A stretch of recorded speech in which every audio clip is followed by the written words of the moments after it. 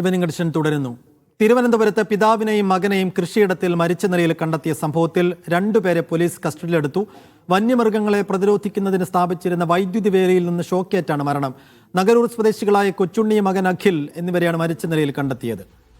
സുനിൽ ഐസക് വിശദാംശങ്ങൾ നൽകും. സുനിൽ, ദാരുണമായൊരു അന്ത്യമായിരുന്നു അച്ഛനും മകനും സംഭവിച്ചത്. ഇപ്പോൾ ഈ വൈദ്യുതി വേലി ആര് വെച്ചതാണ്?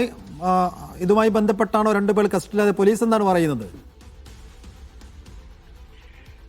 ഇന്ന് പുലർച്ചെയാണ് ഇത്തരത്തിൽ ദാരുണമായ സംഭവം ഉണ്ടാവുന്നത്. ഇതുമായി ബന്ധപ്പെട്ട് പോലീസ് ഇപ്പോൾ രണ്ടുപേരെ കസ്റ്റഡിയിലെടുത്തിരിക്കുന്നു. വേണുഗോപാലൻ പോറ്റി എന്ന സ്ഥലമുടമയും ഇവിടെ കൃഷി ചെയ്തു വന്നിരുന്ന ഗോപാലിനെയുമാണ് പോലീസ് കസ്റ്റഡിയിലെടുത്തിരിക്കുന്നത്.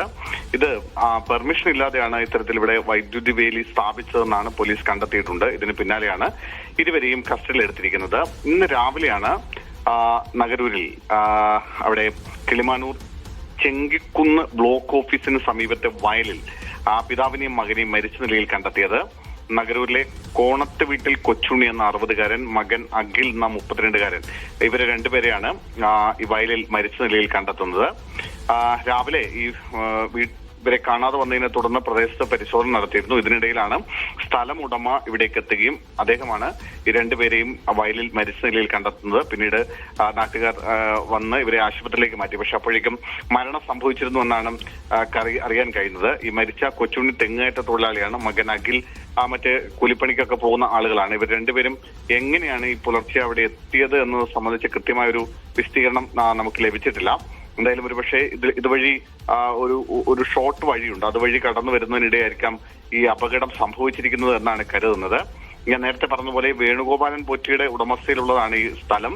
അവിടെയാണ് ഈ ഗോപാലൻ എന്ന് പറയുന്ന ആൾ കൃഷി ചെയ്തിരുന്നത്. ഇവിടെ സ്ഥിരമായിട്ട് കാട്ടുപന്നിയുടെ ശല്യം ഉണ്ടായിരുന്നു. ഇതിനെ പ്രതിരോധിക്കുന്നതിന് വേണ്ടിയാണ് അവിടെ വൈദ്യുതി വേലി സ്ഥാപിക്കുകയും അതുവഴി വൈദ്യുതി കടത്തിവിടുകയും ചെയ്തിരുന്നത്. ഇത് അറിയാതെയാവാം ഇവരവിടെ എത്തുകയും ഇവരൊക്കെ ഷോക്ക് അടിക്കുകയും ചെയ്ത് മരണം സംഭവിച്ചതെന്നാണ് കരുതുന്നത്. എന്തായാലും നഗരൂർ പോലീസാണ് ഈ സംഭവത്തിൽ ഇപ്പോൾ രണ്ടുപേരെ കസ്റ്റഡിയിലെടുത്തിരിക്കുന്നത്. കൂടുതൽ അന്വേഷണം നടക്കേണ്ടതുണ്ട്. എന്തായാലും നിലവിൽ രണ്ടുപേരെ കസ്റ്റഡിയിലെടുത്തിട്ടുണ്ട് പോലീസ്. സുനിൽ ഐസക്കാണ് വിശദാംശങ്ങൾ നൽകിയത്.